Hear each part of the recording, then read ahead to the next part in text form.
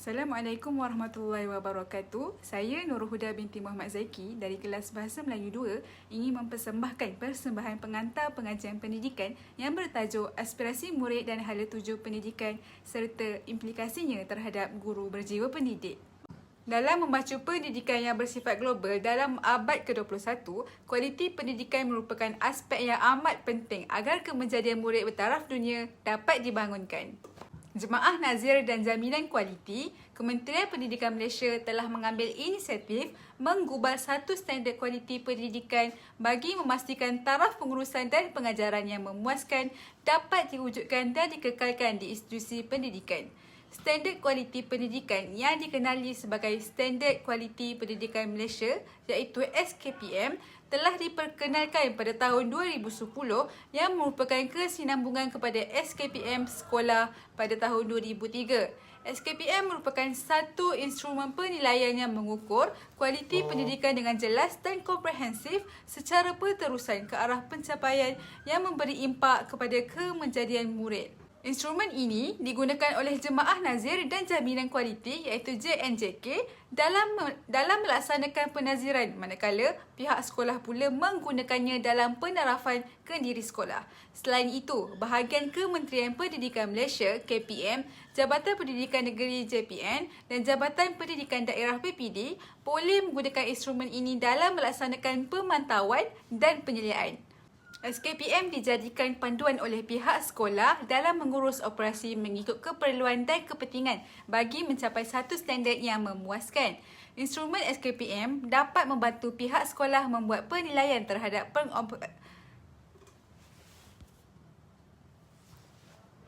Instrumen SKPM dapat membantu pihak sekolah membuat penilaian terhadap pengoperasian sekolah.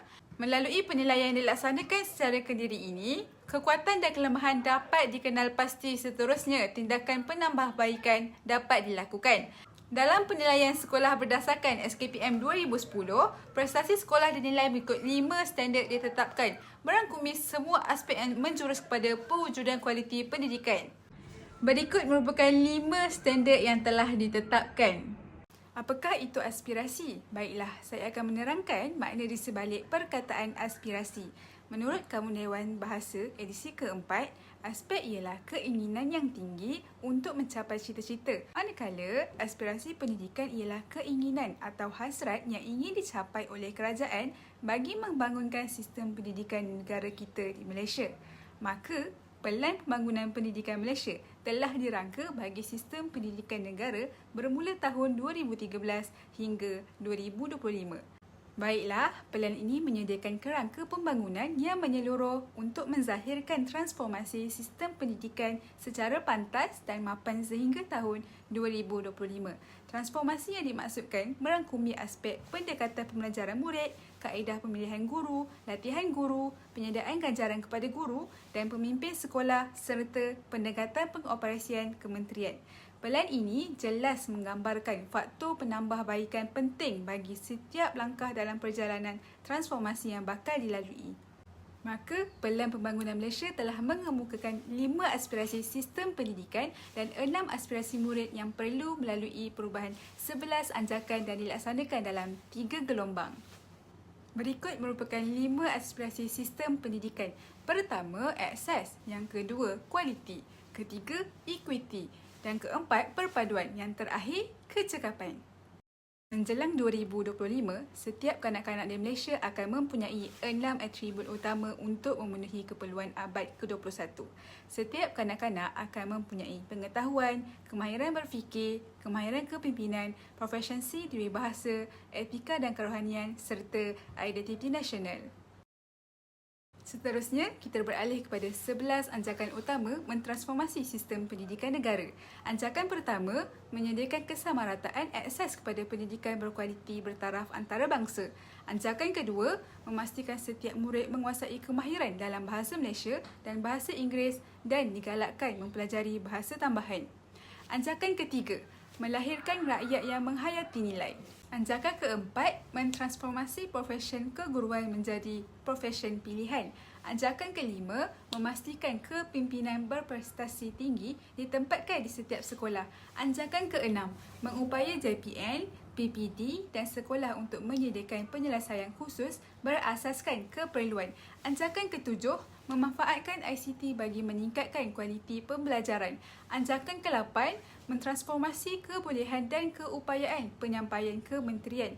Anjakan ke-9, bekerjasama dengan ibu bapa, komuniti dan sektor swasta secara meluas. Anjakan ke-10, memaksimumkan keberhasilan murid bagi setiap ringgit. Dan anjakan yang terakhir, meningkatkan ketelusan untuk kebertanggungjawaban awam secara langsung. Sudah tiba masanya untuk kita bergerak kepada aspirasi sistem pendidikan yang pertama, iaitu akses. Setiap kanak-kanak warga negara Malaysia berhak mendapat kesamarataan peluang pendidikan bagi membolehkan mereka mencapai potensi masing-masing. Kementerian berhasrat memastikan kadar akses sejagat dalam kalangan kanak-kanak dari peringkat prasekolah hingga ke peringkat menengah atas, iaitu tingkatan 5 menjelang tahun 2020. Sistem pendidikan negara menyaksikan lonjakan besar sejak tahun 1957.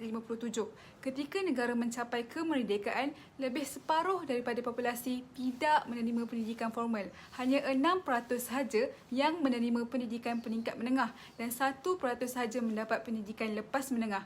Namun, 5,5 dekad kemudian, akses kepada pendidikan telah mengalami perubahan yang melampaui jangkaan. Ini selaras dengan anjakan pertama, iaitu kerajaan menyediakan kesamarataan akses kepada pendidikan berkualiti bertaraf antarabangsa. Apakah bentuk kejayaan bagi memenuhi anjakan pertama? Pertama, tahap keberhasilan murid dan amalan pembelajaran akan ditanda aras dan diselaraskan mengikut standard yang digunapakai oleh sistem pendidikan berprestasi tinggi supaya murid Malaysia mampu bersaing di peringkat global. Kedua, murid yang memerlukan bimbingan tambahan akan mendapat akses kepada bantuan yang bersesuaian dengan keperluan bagi menjamin kejayaan mereka di sekolah. Buktinya, kerajaan telah melakukan inisiatif dengan meningkatkan kualiti pendidikan vokasional. Dalam tempoh rancangan Malaysia ke-10 2019 hingga 2015, usaha telah dilaksanakan untuk mengarus perdana dan memperluas akses kepada pendidikan dan latihan teknikal dan vokasional yang berkualiti untuk memenuhi keperluan industri yang memerlukan tenaga kerja mahir. Di samping itu, langkah untuk diambil untuk memperbaiki persepsi orang ramai terhadap bidang TVET. Buktinya, kerajaan telah melakukan inisiatif dengan meningkatkan kualiti pendidikan vokasional. Tumpuan akan diberikan untuk mentransformasi sistem penyampaian TVET bagi meningkatkan tadikan TVET sebagai laluan pendidikan pilihan. Lembaga Teknologis Malaysia akan ditubuhkan bagi mengiktirafkan kerjaya pengamal TVET sebagai bidang profesional yang melayakkan mereka mendapat gaji lebih tinggi. Melalui inisiatif kerajaan dalam meningkatkan akses pendidikan Malaysia ini telah berjaya mencapai aspirasi murid yang mempunyai pengetahuan yang pelbagai. Inisiatif kerajaan dalam meningkatkan kualiti pendidikan vokasional telah membuahkan hasil apabila berlakunya peningkatan peratus enrolment pendidikan vokasional. Pada tahun 2020, terdapat peningkatan enrolment TVET kepada 6.11%, iaitu sebanyak 22,873. Enrolment tersebut merangkumi 70% pelajar mengikuti program TVET. Berikut pula merupakan peratus graduan yang mendapat kerja selepas 6 bulan bergraduat. Bilangan graduan yang memperoleh kerja selepas 6 bulan pada tahun 2019 meningkat daripada 81.9% pada tahun 2018 kepada 98.22% pada tahun 2019. Ini menunjukkan pelajar lepasan kolej vokasional menjadi rebutan ramai pihak kerana mereka memiliki kemahiran dan pengetahuan yang pelbagai. Bagi mencapai 6 aspirasi murid ini, sudah pasti terdapat implikasinya terhadap guru berjiwa pendidik. Sebelum saya menerangkan tentang implikasi guru berjiwa pendidik bagi mencapai aspirasi murid yang berpengetahuan, eloklah sekiranya saya menerangkan terlebih dahulu tentang maksud guru berjiwa pendidik. Kunci utama bagi usaha untuk melahirkan insan yang berkualiti dimula naik dengan mempunyai kualiti insan guru. Guru yang berjiwa pendidik mampu melahirkan pelajar yang mempunyai nilai keinsanan dengan kualiti peribadi serta jalinan sosial yang baik. Seorang guru berjiwa pendidik seharusnya memiliki kefahaman yang mantap terhadap tujuan atau maklumat pendidikan itu sendiri. Pada asasnya, tujuan pendidikan ialah untuk perubahan sikap dan tingkah laku manusia. Namun, proses perubahan sikap memerlukan ilmu yang bermakna, ilmu yang diyakini kebenarannya oleh pelajar sehingga akhirnya mampu menyentuh hati dan akal fikirannya dan seterusnya mengubah cara hidup atau jalan kehidupannya. Oleh itu, pendidikan bukan sekadar bermaksud proses memasukkan ilmu atau memindahkan ilmu ke minda manusia. Malah, ia merupakan satu proses membimbing makna apa yang dipelajari dengan lebih mendalam. Oleh itu, pendidikan bertujuan mendidik manusia agar mampu memahami makna di sebalik apa yang dipelajari dan seterusnya mampu memperkembangkan potensi diri sendiri, menerokai dan menyertai kebenaran serta mampu berfikir dan bertindak secara adil dan bijaksana. Baik, implikasi guru berjiwa pendidik bagi mencapai aspirasi murid yang berpengetahuan ialah pembangunan profesionalisme. Pertama, guru perlu melestarikan pembangunan profesionalisme dengan sentiasa melakukan ajakan minda dan perubahan budaya kerja serta memperbaharui pengetahuan dan mempertingkatkan kemahiran melalui pembelajaran berterusan. Kedua, guru harus berani meneroka pelbagai cabang ilmu untuk memperbagaikan kaedah dan teknik pengajaran berkesan. Ketiga, guru hendaklah mempunyai keluasan pedagogi yang lebih besar dalam bilik darjah dalam usaha memastikan setiap murid belajar sesuai dengan kemahiran abad ke-21. Di samping itu, guru juga perlu mempunyai kemahiran membina bahan bantu mengajar dalam bentuk digital supaya dapat meningkatkan minat pelajar dalam memahami konsep pembelajaran. Seterusnya, kita bergerak kepada aspirasi sistem pendidikan yang kedua iaitu kualiti. Semua kanak-kanak akan berpeluang mendapat pendidikan cemerlang berdasarkan keunikan sistem pendidikan di Malaysia dan sentanding dengan sistem pendidikan antarabangsa. Aspirasi sistem pendidikan negara adalah untuk meletakkan Malaysia dalam kelompok sepertiga teratas dalam pertaksiran antarabangsa mengikut pengukuran TIMSS dan PISA dalam tempoh 15 tahun akan datang. Pentaksiran tambahan yang menangani dimensi kualiti lain yang relevan dengan konteks Malaysia boleh dimasukkan apabila dimensi itu dibangunkan dan diterima di peringkat antarabangsa. Pentaksiran antarabangsa murid seperti Program for International Students Assessments iaitu PISA dan Trends in International Mathematics Science Study TIMSS telah muncul sebagai kaedah perbandingan langsung tentang kualiti keberhasilan pendidikan daripada pelbagai sistem pendidikan. Pentaksiran ini mengambil kira pelbagai kemahiran kognitif seperti aplikasi dan penakulan. Berikut merupakan purata skor murid di dalam pentaksiran antarabangsa. Penyertaan tahun 2018 menunjukkan prestasi murid Malaysia telah berlaku peningkatan sebanyak 13% purata merentas semua literasi. Purata skor murid di dalam TIMSS pula berlaku sedikit peningkatan tetapi tidak mencapai pada skala titik tengah TIMSS pada purata skor 500. Bagi memenuhi sistem pendidikan yang berkualiti, kerajaan telah melaksanakan pelbagai program kepada murid seperti program Malaysian Future Leaders Schools iaitu MFLS bagi mencapai aspirasi murid yang berkepimpinan. MFLS ini juga dibentuk hasil daripada susulan idea yang amat berhormat Perdana Menteri Malaysia Tun Dr. Mahathir Mohamad ketika dijemput menyampaikan ucapan di Japan Future Leaders Schools pada 7 Ogos 2018 yang menyatakan semua negara termasuk Malaysia perlu mencontohi kerajaan Jepun dengan mewujudkan sebuah entiti khas bagi pembangunan kepimpinan dalam kalangan anak muda. Program baharu ini dirangka secara holistik dengan menggabungkan aktiviti indoor dan outdoor berimpak tinggi untuk menyelahkan potensi anak muda sebagai rakan strategik dalam membangunkan negara.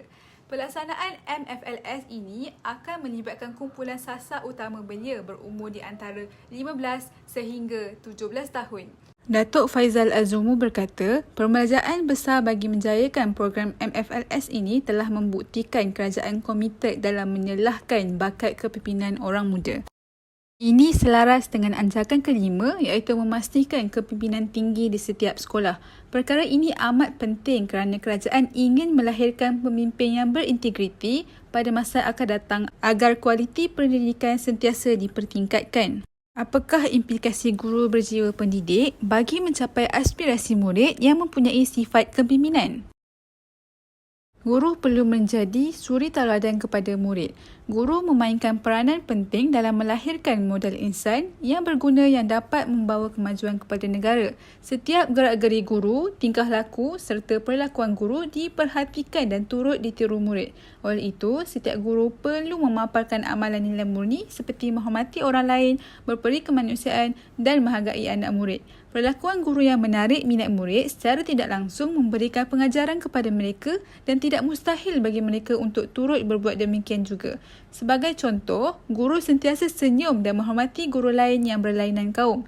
Murid yang melihat perlakuan guru tersebut secara tidak langsung dapat mempelajari nilai hormat menghormati dan akan melakukan sedemikian terhadap rakan mereka. Selain itu, program Dual Language juga merupakan inisiatif kerajaan bagi meningkatkan kualiti pendidikan Malaysia. Dual Language Program ataupun dikenali sebagai DLP merupakan program yang memberi pilihan kepada sekolah untuk menggunakan bahasa Inggeris dalam pengajaran dan pembelajaran mata pelajaran bidang sains dan matematik yang ditetapkan oleh Kementerian Pendidikan Malaysia. Program ini dilaksanakan sebagai salah satu inisiatif di bawah dasar memartabatkan bahasa Malaysia, memperkukuhkan bahasa Inggeris. Inisiatif ini berjaya melahirkan murid yang menguasai dua bahasa. Pelaksanaan DLP juga bertujuan untuk menyokong penguasaan kemahiran berbahasa Inggeris murid-murid melalui peningkatan masa. Melalui pengukuhan kemahiran dua bahasa seseorang murid, DLP boleh memberi peluang kepada murid untuk meningkatkan akses, penerokaan pelbagai ilmu untuk lebih berdaya saing di peringkat global serta meningkatkan kebolehpasaran murid di alam pekerjaan. Berikut merupakan jumlah sekolah yang melaksanakan DLP. Data tersebut menunjukkan jumlah peningkatan dari tahun 2016 iaitu sebanyak 379 sekolah kepada 2,259 sekolah pada tahun 2020. Program DLP ini telah membuahkan hasil apabila peratus lulus mata pelajaran bahasa Inggeris bagi SPM meningkat dari tahun 2016 iaitu 76.4% kepada 80.5% pada tahun 2019.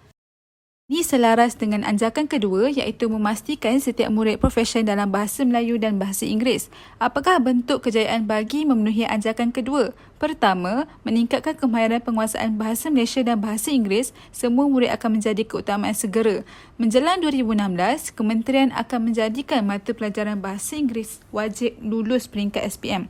Tambahan lagi, penyediaan mata pelajaran bahasa lain di semua sekolah rendah dan menengah akan diperkukuh supaya setiap murid berpeluang mempelajari bahasa tambahan menjelang 2025. Apakah implikasi guru berjiwa pendidik bagi mencapai aspirasi murid yang menguasai dua bahasa? Pertama, peningkatan kompetensi dan pedagogi terkini guru bahasa Melayu untuk meningkatkan pencapaian murid secara holistik. Guru perlu menyertai program-program peningkatan pedagogi guru bahasa Melayu bagi mendapat pendedahan tentang teknik dan strategi baru dalam PDP bahasa Melayu yang relevan dengan situasi semasa. Keberkesanan teknik baru dalam PDP atau PDPR akan memberi impak yang besar daripada penguasaan bahasa Melayu. Yang kedua, peningkatan kompetensi guru option bahasa Inggeris. Guru perlu menyertai program-program peningkatan pedagogi guru bahasa Inggeris seperti latihan Pro ELT Enhanced yang terdiri daripada kemahiran mendengar, bertutur, membaca, menulis, tata bahasa dan pembenaran kata. Yang ketiga, guru perlulah berusaha melaksanakan kajian dan membuat perbandingan tentang amalan pendidikan terbaik dunia. Seterusnya, perkongsian pengetahuan dan kepakaran dalam bidang pendidikan di peringkat global tersebut akan dapat membantu mewujudkan komuniti pembelajaran antarabangsa yang meningkatkan kualiti pendidikan negara. Kita bergerak pula kepada aspirasi sistem pendidikan yang ketiga iaitu equity. Sistem pendidikan berprestasi tinggi menyediakan pendidikan yang terbaik kepada setiap kanak-kanak tanpa mengira kedudukan geografi, gender atau latar belakang sosioekonomi. Kementerian berhasrat untuk merapatkan lagi jurang pencapaian antara murid bandar dengan luar bandar, tahap sosioekonomi dan pencapaian antara gender sehingga 50% menjelang tahun 2020. Negeri yang mempunyai populasi sekolah luar bandar yang banyak seperti Sabah dan Sarawak secara purata menunjukkan prestasi yang rendah berbanding negeri yang mempunyai bilangan sekolah luar bandar yang sedikit. Berikut merupakan graf perbandingan jurang sekolah luar bandar dan bandar merentas masa. Dalam UPSR, peratus jurang pencapaian antara sekolah bandar dan luar bandar ialah 4%. Bagi sijil pelajaran Malaysia, jurang pencapaian meningkat kepada 8%. Ini selaras dengan anjakan ke-6 iaitu mengupayakan JPN, PPD dan sekolah untuk menyediakan penyelesaian khusus berasaskan keperluan. Pihak Kementerian Pendidikan perlu berusaha mencari penyelesaian kepada masyarakat yang mempunyai masalah kewangan bagi meneruskan persekolahan dan sebagainya bagi mengelakkan isu kejijiran pendidikan. Antara contoh inisiatif yang telah dilakukan bagi memastikan kesamarataan dalam pendidikan ialah pihak kementerian melaksanakan transformasi pendidikan orang asli dan peribumi dalam Pelan Pembangunan Pendidikan Malaysia bagi memastikan murid orang asli mendapat pendidikan berkualiti serta relevan dengan keperluan mereka. Melalui inisiatif kerajaan dalam melaksanakan kesamarataan pendidikan ini telah berjaya mencapai aspirasi murid yang mempunyai identiti nasional. Inisiatif kerajaan dalam melakukan transformasi pendidikan orang asli telah membuahkan hasil apabila berlakunya peningkatan peratus transisi murid orang asli dari tahun 6 ke tahun 1. Pada tahun 2020, terdapat peningkatan transisi murid kepada 80.8%. Subjek sejarah yang diwajibkan di setiap sekolah adalah merupakan mekanisme penting bagi penerapan identiti nasional. Oleh itu, subjek sejarah tersebut dapat membentuk identiti nasional pelajar orang asli tersebut melalui semangat patriotisme dan nasionalisme agar seiring dengan peredaran masa. Kekuatan penghayatan murid terhadap subjek sejarah dapat dijadikan sebagai penguat identiti nasional walaupun dijamu dengan pelbagai kecanggihan dan kepesatan kemajuan global tanpa sepadan. Apakah implikasi guru berjiwa pendidik bagi mencapai aspirasi murid yang mempunyai identiti nasional? Guru perlu memupuk nilai patriotisme terhadap negara dengan memaparkan keunikan sejarah negara Malaysia. Guru perlu mendedahkan perjuangan tokoh tempatan, proses kemerdekaan, warisan negara dan peristiwa yang dapat dijadikan iktibar. Selain itu, guru juga boleh melakukan aktiviti-aktiviti yang berkaitan patriotisme seperti pertandingan melukis mural yang bertemakan patriotisme yang dapat membantu pelajar menghayati nilai-nilai patriotisme melalui amalan nyata. Kemudian, kita bergerak pula kepada aspirasi sistem pendidikan yang keempat iaitu perpaduan. Murid yang berusia antara 7 hingga 17 tahun menghabiskan lebih 1/4 daripada masa mereka di sekolah. Melalui interaksi bersama murid lain daripada pelbagai latar belakang sosioekonomi, agama dan etnik, murid belajar memahami, menerima dan menghayati perbezaan. Keadaan ini mewujudkan suatu perkongsian pengalaman dan aspirasi bagi membina masa hadapan Malaysia. Kementerian berhasrat menjana suatu sistem pendidikan yang memberi peluang kepada murid berkongsi pengalaman dan aspirasi demi membentuk dan memperkukuhkan lagi asas perpaduan rakyat Malaysia. Perpaduan merupakan komponen penting dalam konteks sosial Malaysia yang unik dan menjadi faktor utama dalam merealisasikan masyarakat yang terdiri daripada individu yang seimbang dan harmoni seperti yang dihasratkan dalam falsafah pendidikan kebangsaan. Malaysia mempunyai kepelbagaian sekolah dalam pendidikan. Contohnya, sekolah rendah awam di Malaysia terdiri daripada 3 jenis utama iaitu sekolah kebangsaan, sekolah jenis kebangsaan Cina dan sekolah jenis kebangsaan Tamil. Setiap jenis sekolah menggunakan medium utama pengajaran yang berbeza. Secara keseluruhan mencakupi hampir 99% daripada jumlah enrolment sekolah rendah. Selain itu, terdapat pelbagai jenis sekolah yang menyediakan perkhidmatan kepada kumpulan khusus seperti sekolah agama dan pendidikan khas. Apabila wujudnya kepelbagaian kaum dan agama dalam sesebuah sekolah, maka murid-murid akan sentiasa menghormati dan memahami antara satu sama lain dengan tidak menyentuh sensitiviti agama dan kaum. Hal ini akan meningkatkan nilai kasih sayang dalam diri pelajar. Maka, jelaslah bahawa kepelbagaian agama dan kaum dalam sesebuah sekolah mampu mencapai aspirasi murid, etika dan kerohanian. Buktinya, sekolah jenis kebangsaan Cina di Malaysia bukan sahaja dimonopoli oleh pelajar bangsa Cina sahaja. Namun, terdapat juga bangsa Melayu, India dan kaum lain yang turut menghantar anak-anak mereka di sekolah jenis kebangsaan Cina. Berikut menunjukkan data bahawa pelajar kaum Melayu meningkat kepada 15% pada tahun 2020 berbanding tahun 2010 iaitu 9.15%. Manakala pelajar kaum India juga turut meningkat bilangannya di STKC iaitu sebanyak 1.08%. Selain itu, pihak Kementerian Pendidikan Malaysia juga telah melakukan inisiatif penubuhan MRSM Ulul Albab iaitu program pendidikan integrasi antara program sistem pendidikan MRSM sedia ada dengan program aliran agama termasuk tahfiz Al-Quran. Oleh itu, inisiatif ini dapat melahirkan pelajar yang seimbang dari segi intelek dan rohani di mana bukan semata-mata memberi fokus kepada pendidikan sahaja, malah turut memberi fokus kepada pembangunan sasiah pelajar yang meliputi penekanan konsep kerohanian. Sejak MRSM Ulul Albab wujud, ramai hafiz dan hafizah Al-Quran dilahirkan. Malah, keluaran pelajar hufaz Al-Quran dari MRSM Ulul Albab ini sangat berkualiti kerana mempunyai keseimbangan intelek dan rohani. Ini selaras dengan anjakan ketiga iaitu melahirkan rakyat Malaysia dengan penghayatan nilai.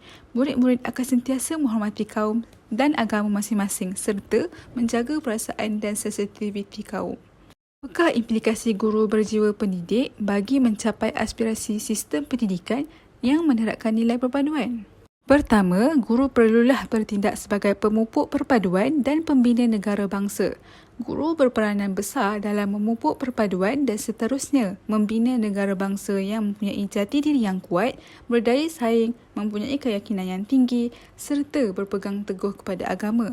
Kedua, guru perlu bersikap adil dan saksama. Guru menyediakan peraturan yang sesuai supaya murid boleh menerimanya dengan baik tanpa pertikaian walaupun terdapat perbezaan kaum dalam bilik darjah. Guru juga boleh menetapkan kumpulan yang dibina perlu terdiri daripada murid yang pelbagai kaum. Guru tidak seharusnya menimbulkan atau menyentuh isu sensitif perihal kaum misalnya. Aspirasi sistem pendidikan Malaysia yang terakhir ialah kecekapan. Sistem pendidikan Malaysia telah menerima peruntukan yang tinggi. Kementerian juga telah berhasrat untuk memaksimumkan keberhasilan murid mengikut tahap peruntukan semasa.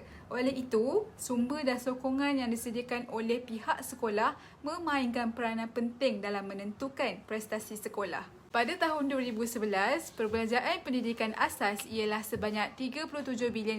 Selain bajet ini, sebanyak RM12 bilion lagi diperuntukkan kepada KPT dan kementerian-kementerian lain yang menyediakan perkhidmatan berkaitan pendidikan. Secara kolektif, perbelanjaan ini menunjukkan komitmen Malaysia yang serius untuk meningkatkan pendidikan kanak-kanak dengan lebih cekap.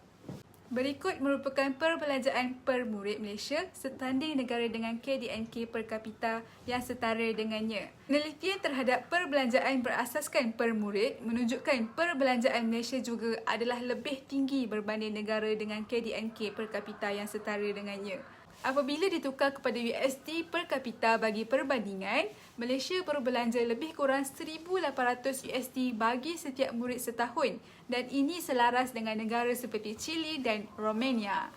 Ini selaras dengan anjakan ke-10 iaitu memaksimumkan keberhasilan murid bagi setiap ringgit. Kerajaan akan terus melakukan pelaburan yang bersesuaian iaitu anggaran 16% daripada bajet persekutuan bagi melaksanakan transformasi hebat dalam sistem pendidikan. Kementerian akan memperuntukkan dana bagi keutamaan yang direncanakan dalam Pelan Pembangunan Pendidikan Malaysia dan tidak melibatkan program dan inisiatif lain yang berimpak rendah. Kerajaan juga akan memantau dan melaporkan pulangan atas pelaburan daripada setiap inisiatif dengan pelaburan seterusnya bergantung pada hasil yang ditunjukkan. Kecekapan yang tinggi dalam pendidikan dapat melahirkan murid yang mampu berfikir secara kreatif. Perbelanjaan dan dana besar yang dikeluarkan oleh pihak kerajaan dalam pertandingan inovasi membuahkan hasil apabila terdapat banyak kemenangan yang diperoleh oleh pelajar Malaysia dalam pertandingan inovasi antarabangsa. Contohnya seperti pelajar Malaysia berjaya memperoleh 1 emas, 2 perak dan 4 anugerah kecemerlangan pada penganjuran World Robot Olympiad 2017 di Amerika Tengah. Apakah implikasi guru berjiwa pendidik bagi mencapai aspirasi murid yang berfikiran kreatif dan kritis? Guru perlulah mempunyai kemahiran teknologi yang tinggi. Pertama, guru perlu menggunakan pengetahuan tentang isi kandungan mata pelajaran, pengajaran dan pembelajaran serta teknologi untuk memudah cara dan mencetuskan pengalaman pembelajaran, kreativiti dan inovasi murid. Kedua, guru perlu mereka bentuk, membangun dan menilai pengalaman pembelajaran dan pentaksiran yang autentik. Ketiga, guru hendaklah menggabungkan alat dan sumber kontemporari bagi memaksimumkan pembelajaran isi kandungan menurut konteks dan membangunkan pengetahuan serta kemahiran untuk menggunakan teknologi maklumat dan komunikasi. Keempat, guru harus mempamerkan pengetahuan, kemahiran dan gaya kerja seorang profesional inovatif dalam masyarakat global dan digital, termasuk kemahiran dalam sistem TMK dan peralatan digital bagi menyokong inovasi murid. Seterusnya, guru perlu memudayakan kemahiran berfikir aras tinggi dalam pembelajaran abad ke-21.